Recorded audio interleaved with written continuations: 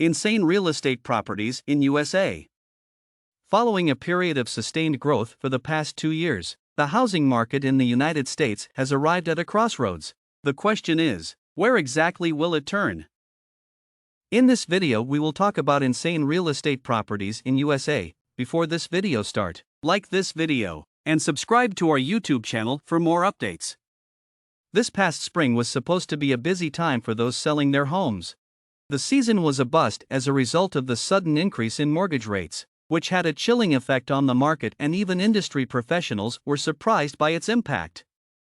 The frenetic environment that we had grown accustomed to, with its eye-popping price increases and bidding wars that left buyers dejected and sellers giddy, suddenly appeared to be a thing of the past.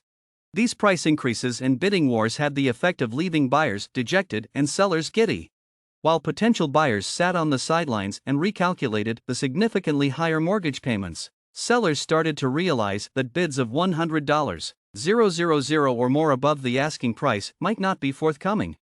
And over on the rental market, it's the Hunger Games, as rents continue to climb and would-be tenants in cities all around the country compete against dozens of other applications for available apartments. Jonathan J. Miller, president of Miller Samuel Real Estate Appraisers and AMP Consultants, stated that right now, we're in this stew of uncertainty. Uncertainty is the enemy of the housing market. Uncertainty is the housing market's worst foe, and we have buckets full of uncertainty right now. In this uncertain period, we sought the advice of analysts, economists, and brokers in hopes of gaining some perspective. Did they anticipate this turn of events? And if so, what do you think lies in store for us in the not-too-distant future? What steps would they take if they had to decide between buying, selling, and renting right this minute? What kind of a mess are interest rates right now? The purchase of a home has recently become significantly more expensive unless the buyer pays cash.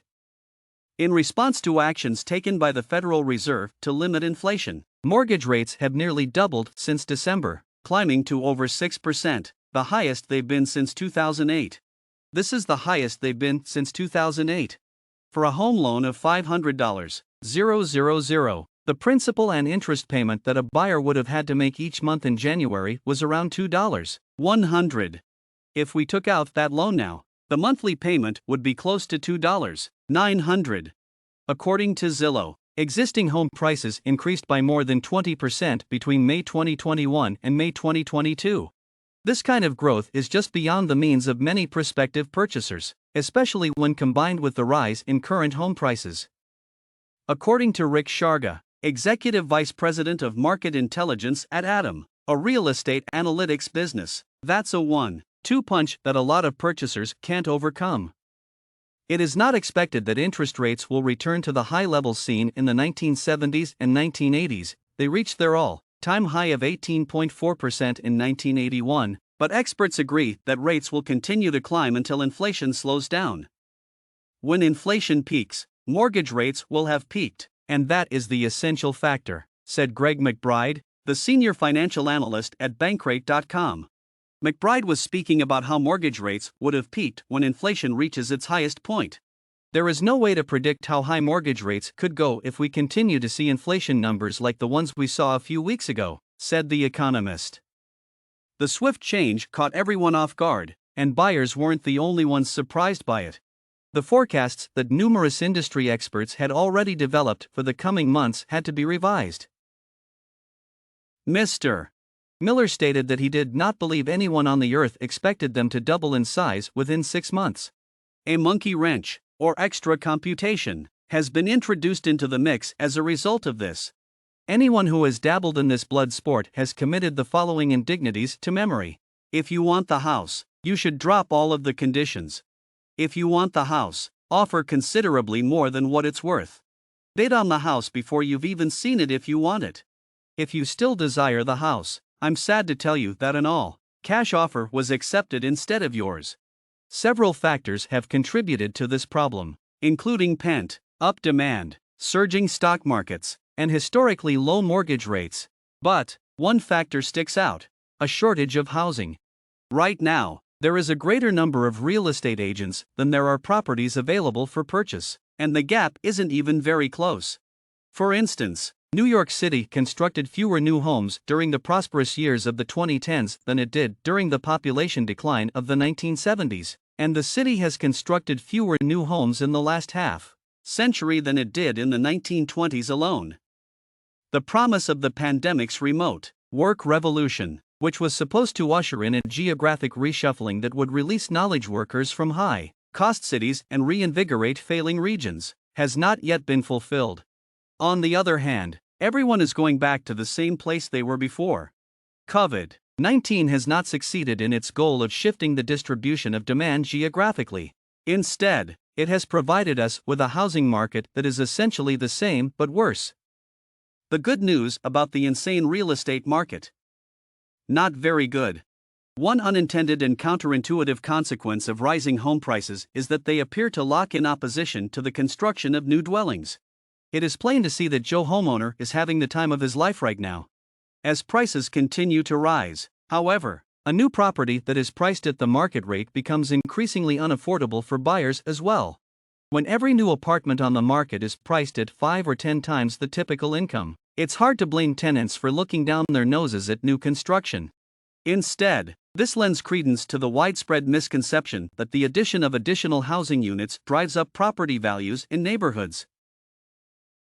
However, because the current constraint is so severe, it may be able to persuade other categories of consumers that the housing supply is an important factor. Even in luxury neighborhoods. Luxury housing, as Nolan Gray argues in The Atlantic, is a marketing word and not an official classification. In practice, new luxury apartments are typically less expensive than the older residences that are already in the neighborhood. No matter how many construction cranes you see in your city, the likelihood is high that not enough new housing units are being built. The lack of available housing couldn't have arrived at a more opportune time. In a sense, the housing that we ought to be creating is referred to as infill housing, and it is made possible for municipalities to receive grants under the President's infrastructure plan. These grants eliminate restrictions that prevent the construction of infill housing in central and walkable regions. These kinds of efforts have also been gaining momentum at the state level. The conditions are ideal. Not only do we require additional housing, but we also have the ideal location in which to construct it. Not only in areas that are already accessible on foot, but also in areas that are not now walkable but may be made so with the addition of some housing, business, and institutions at strategic locations. Investing billions of dollars in public transportation wouldn't hurt either. According to an article that was published this week by Matt Iglesias, the reason we have a housing shortage, even though there is widespread consensus that having an abundance of housing would be preferable, is that the housing shortage fosters a kind of prisoner's dilemma.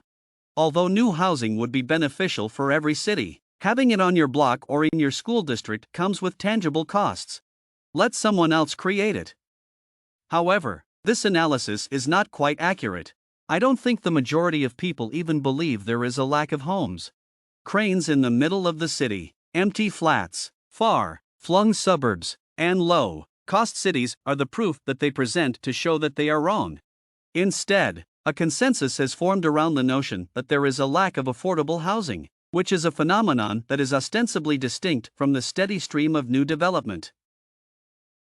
This viewpoint eventually makes its way up to politicians, who, despite mounting pressure on both the racial justice and economic growth fronts, do not perceive themselves to be under much of an obligation to take action to improve the situation. This is end of this video. Do you feel it helpful? Make sure to give your valuable response in our comments section below, and don't forget to subscribe to our YouTube channel for more videos.